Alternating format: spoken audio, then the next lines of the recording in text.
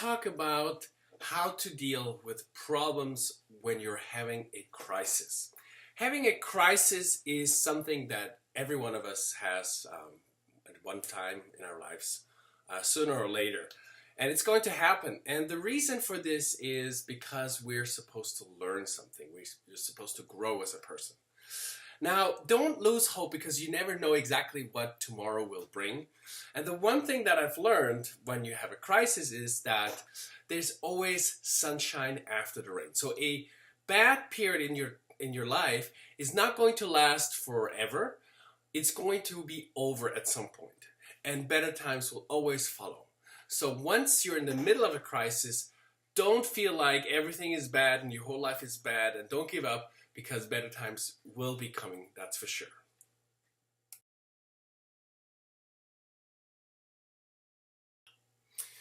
What do most of us do when we're in the middle of a crisis? We start to give out blame. We blame other people, we blame circumstances, and we say, oh, if this person didn't do that, then I would have had that, and so forth. But what is a crisis, really? A crisis is an opportunity.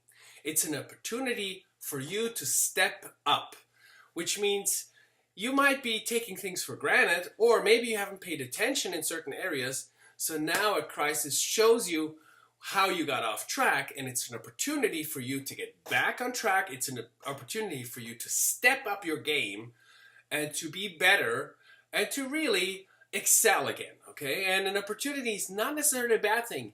Sometimes it can be the beginning of a new breakthrough.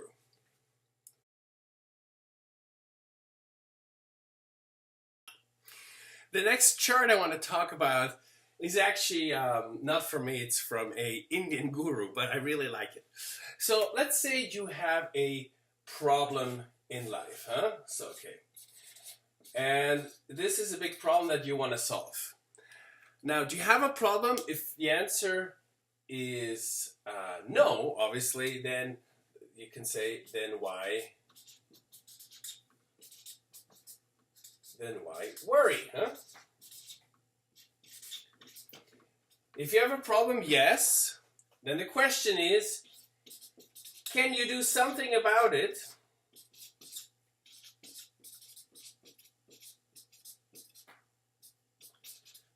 Can you do something about it? And if the answer is yes, then why worry? Or if the answer is no, then why worry? Okay? So basically, you should never worry, okay? Because worry is like poison for your soul. And the more you worry, the less likely things are going to turn around, okay? So the only way to fix your problems is to do something about it.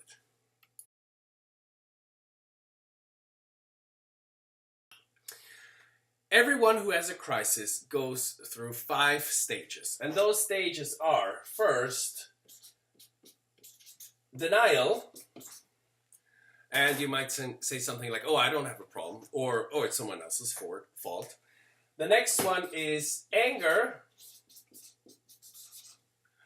where you say something like, I hate this person, he did this to me, or whatever. The third is bargaining.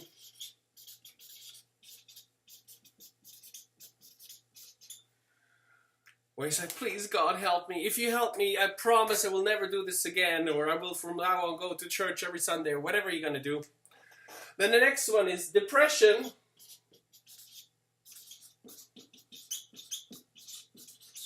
Where you're like, oh, everything is bad, everything is hopeless. And the last one is acceptance, huh? Now, with everything in life, with a crisis in life, all of us go through these 5 stages. And the quicker you can go through these 5 stages, the quicker you can accept the fact that you need to do something about it, and the quicker you can move forward again. And the problem is, the longer you wait, the longer you stay in this process, the less likely anything is going to change, and obviously the worse you're going to feel about it. So whenever you have a problem, the quicker you can come to terms that you have to accept it, the quicker you can find a solution and move forward.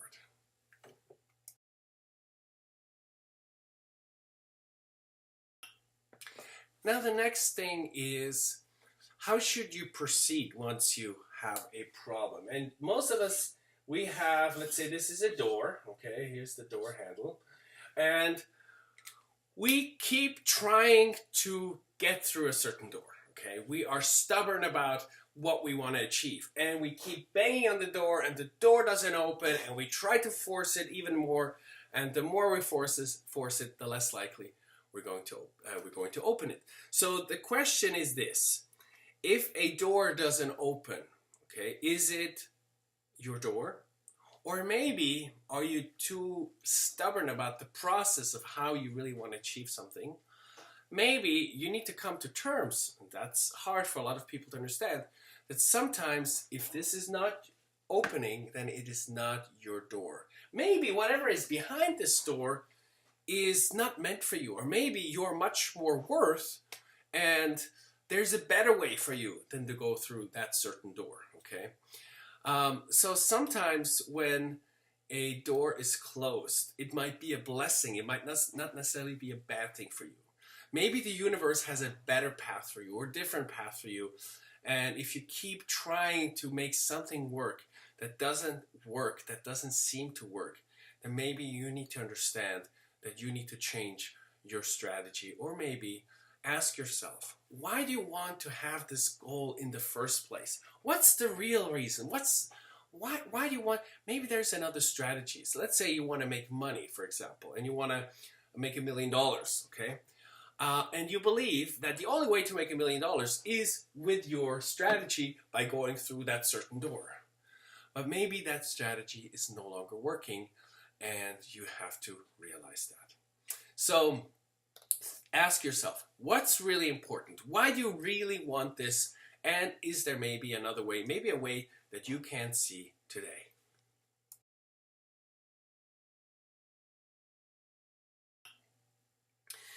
When we want to achieve a certain goal, sometimes we believe there are only two options. We only have two options in life, either this or that.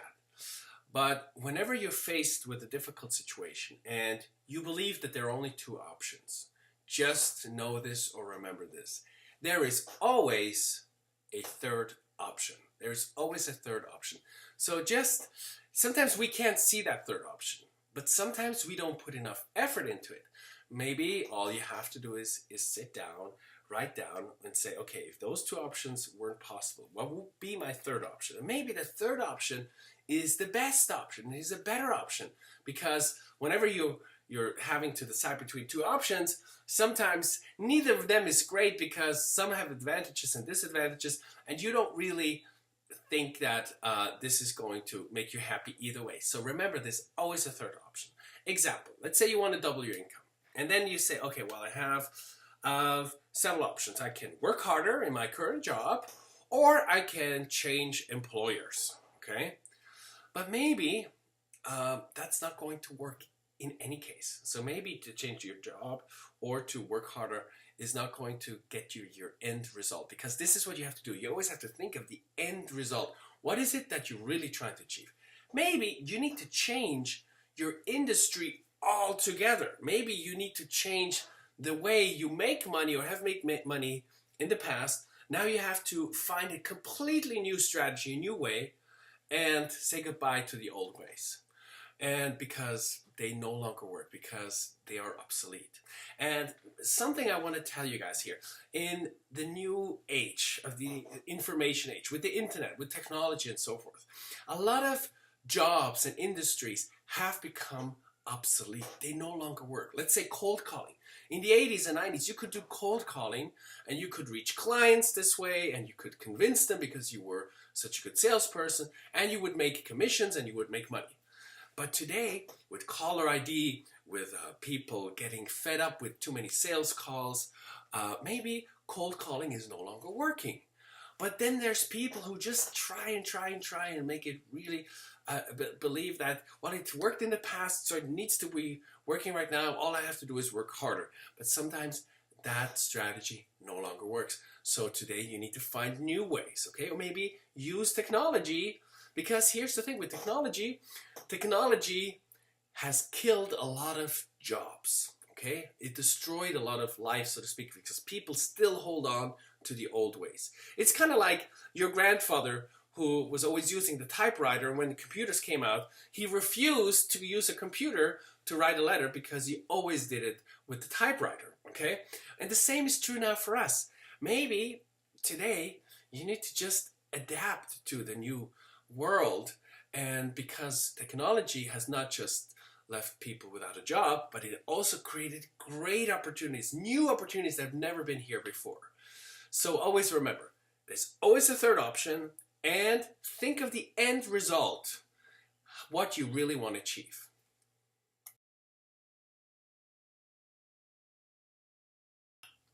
Now, whenever you have a problem or you want to learn something new, and let's say this block here represents your problem or the new thing that you have to learn. And the problem is that, let's say, 1/3 here, 1/3 is because it's unknown, it's new, and you don't know the situation, you don't know the problem, you don't know what it's all about. Now, most of us do this. They start to say, oh, I don't know anything about this topic. So they additionally get frustrated and make themselves feel bad because they don't know what this 1/3 was. Now, all of a sudden, we have the problem just got bigger. Now it's 2/3. And because it's 2/3, our motivation decreased even further because now it's even much harder to get it done. And the last third is also the energy that we no longer have now, because now the problem becomes overwhelming, it becomes huge. So we are our own worst enemy when it comes to problems. Let's say there's something that is solvable and maybe something that you could have dealt with, and it's just, let's say, a little bit of an unknown factor here. But because we don't have the right attitude, we make the problem bigger and worse than it actually is. So once you're faced with a new problem, once you're faced with a new situation, something new that you have to learn, just remember this. Change your attitude, be open, and maybe it can be solved much easier, much lighter than you first anticipated. Now the next thing is when it comes to learning something new, and this is something that I've learned with many salespeople that I had. Let's say you have to learn something new. And you learn it, you have a little bit of success, but all of a sudden what happens? You fail and you have a lot of failure. Okay, so you have failure. And the thing is that most people here give up. We say, it doesn't work. I can't do this. This is too hard. And that's a very typical situation for most people. And I've seen many people who tried to become salespeople who just gave up here because they said, I tried it, it didn't work. But the truth is that there's people in this world who are salespeople, just in that example, who can do what you are trying to learn, who are doing it successfully. So failure is a part of the learning process. So what it is, it means that you need to learn something additional, something new, and then you will have success. Okay? So that's a typical normal occurrence. But just remember, whenever you are in the middle of a situation where you feel like giving up, remember this process.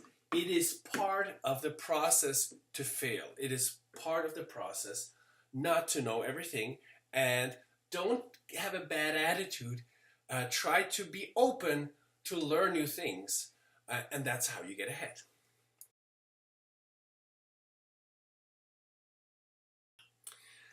When you're unsuccessful and things are not working out, then sometimes it's not your direct fault. Okay, that means that, let's say you are you and you have a certain set of capabilities and weaknesses as well. So you're trying to do something in an area where you just don't have any strength. Okay, and let me give you an example. Let's say if you pick up flowers from the garden and you put them in a vase. They do okay for a few days, but after a few days they start to die. And the reason is because they're not in their natural environment. And the same is true for you. Sometimes the reason why you're failing is not because you're a bad person or because you have no capabilities.